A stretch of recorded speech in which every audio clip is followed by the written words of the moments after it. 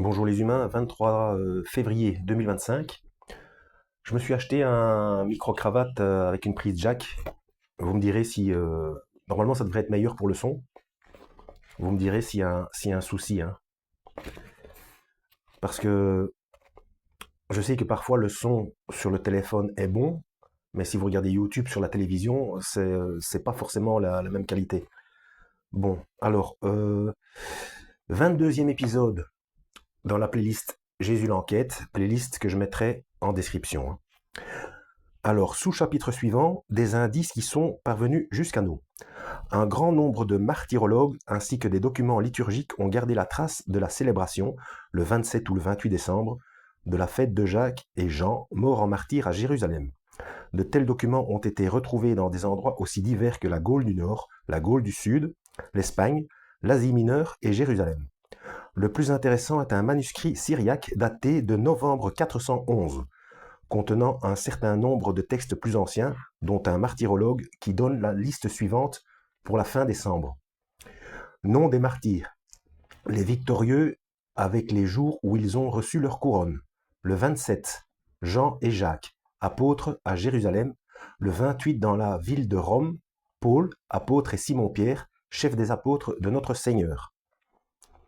Et ça se trouve dans, donc pour ceux que ça intéresse, donc M.E. accent aigu Boimard, Le martyr de Jean l'apôtre, J. Gabalda et compagnie, 1996 ou 96, page 22. Ce point est très important parce que l'on connaît la date à laquelle Pierre et Paul étaient fêtés à Rome. À l'époque, il s'agissait du 29 juin et non du 28 décembre. La mention à Rome indique donc, comme le fait remarquer Marie-Émile Boimard, le lieu de décès des apôtres et non l'endroit où ils étaient fêtés ce jour-là. De la même façon, on peut en déduire que la mention à Jérusalem indique le lieu de la mort de Jean et Jacques, fils de Zébédée. À l'autre bout de la chrétienté, à Carmona, près de Séville, on trouve gravé sur l'un des piliers de l'église Santa Maria la Mayor, datant d'environ 480. Commence la liste des saints martyrs, Saint-Étienne, Saint Jean l'apôtre. À la cathédrale de Trèves, on trouve un missel utilisé en Gaule du Nord qui, après la lecture de l'évangile de Matthieu, 20-23, donc je présume que c'est chapitre 20 et 23, hein, où Jésus affirme que Jacques et Jean seront martyrs. Ah oui, on peut lire, ayant donné leur corps en offrande à Dieu, ils sont tombés d'une mort précieuse à tes yeux, parmi lesquels se tiennent tes bienheureux apôtres et martyrs Jacques et Jean. Le missel reprend ce thème à toutes les étapes de la messe, en vénérant par la présente fête les saints apôtres de Dieu et martyrs Jacques et Jean, nous dit par exemple la préface. À 1000 km de là, en Gaule du Sud, dans un sacramentaire conservé à Milan, on retrouve la fête en mémoire des martyrs Jacques et Jean. En dehors des martyrologues, sacramentaires et missels, il existe quelques témoignages des pères de l'Église sur ce point. Par exemple, celui d'Aphrahate, évêque d'Édesse, qui prononce en 344 une homélie sur la persécution dans laquelle il nous dit que Jacques et Jean ont marché sur les traces du Christ.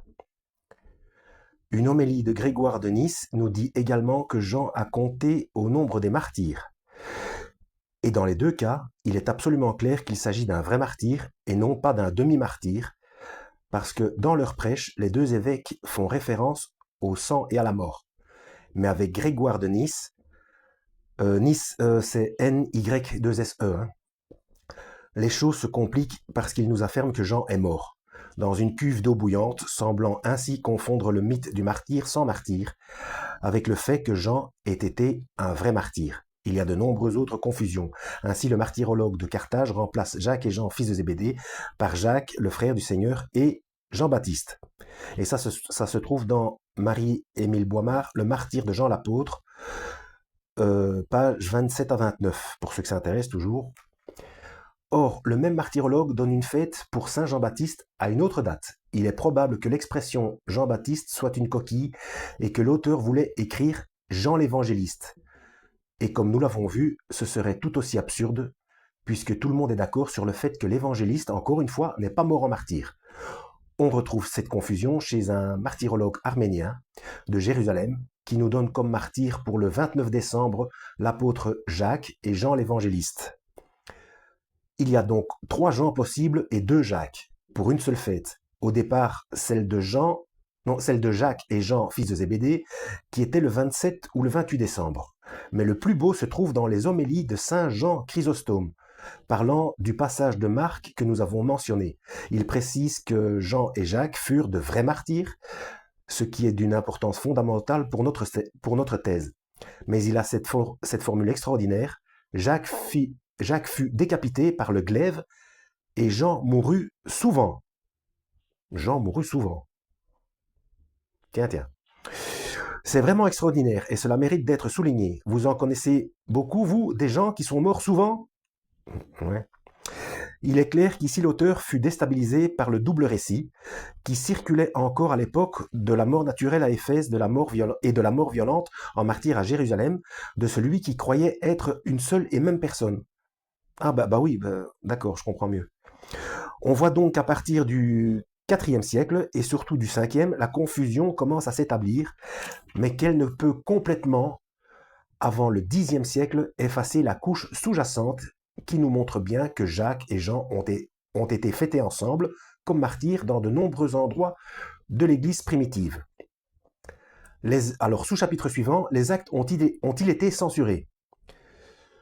C'est une hypothèse très faible et on aura beau jeu de me traiter de complotiste ici. Déjà à l'époque. Complotisme. Mais le père Marie-Émile Boimard fait remarquer que la formule de Actes chapitre 12 verset 2, Jacques le frère de Jean, est anormale. La tradition évangélique utilisée pour les désigner est la formule quasi stéréotypée, Jacques le fils de Zébédée et Jean son frère. En Matthieu chapitre 4 verset 21 et Marc chapitre 1 verset 19, Matthieu chapitre 10 verset 2 ou en Marc chapitre 3 verset 7, Jacques le fils de Zébédée et Jean le frère de Jacques. On se serait donc attendu à lire Jacques le fils de Zébédée. Bien sûr, on peut affirmer que Jacques étant mort et Jean étant le seul vivant, la formule Jacques le frère de Jean fait sens. Néanmoins, les 2 plus anciennes Bibles complètes qui sont parvenues jusqu'à nous, le Codex Vaticanus conservé au Vatican, comme son nom l'indique, et le Codex Sinaiticus, découvert au fameux monastère Sainte Catherine du Sinaï, sont datés par les spécialistes des années 430. Oui, quand il a écrit ça, il n'est pas encore... ou alors il était peut-être pas au courant de ce qu'on a découvert à Qumran. Parce que les manuscrits de Qumran, les plus anciens textes, c'est moins... Je crois que ça peut aller jusqu'à moins 500, je crois. Pour les... ouais, dans ces eaux-là. Je crois que... Je me demande si c'était pas contemporain. On a trouvé des textes contemporains de Daniel, je crois. Je suis pas plus sûr que ça, hein, vérifier. Hein. Nous n'avons pas de version complète du Nouveau Testament avant cette date, même s'il existe une version quasi complète de l'Évangile de Jean, le papyrus 66 de la collection Bodmer, B-O-D-M-E-R, daté de la fin du IIe siècle. Le papyrus 66, encore du 66.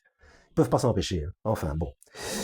Or, à la même période, il est dit que l'empereur Constantin, fraîchement converti au christianisme, passa une commande pour 20 Bibles complètes, Ancien et Nouveau Testament, de façon à disposer d'un grand nombre, pour l'époque, de textes complets et fiables de toute la tradition chrétienne. Et à qui demanda-t-il cela? Je vous le donne en 1000, Eusèbe de Césarée. Mais non, le Nouveau Testament, les plus anciens datent de... Les plus anciens textes, je crois que c'est aussi dans les manuscrits de Qumran, je crois que ça date de 70, donc 70. Bref.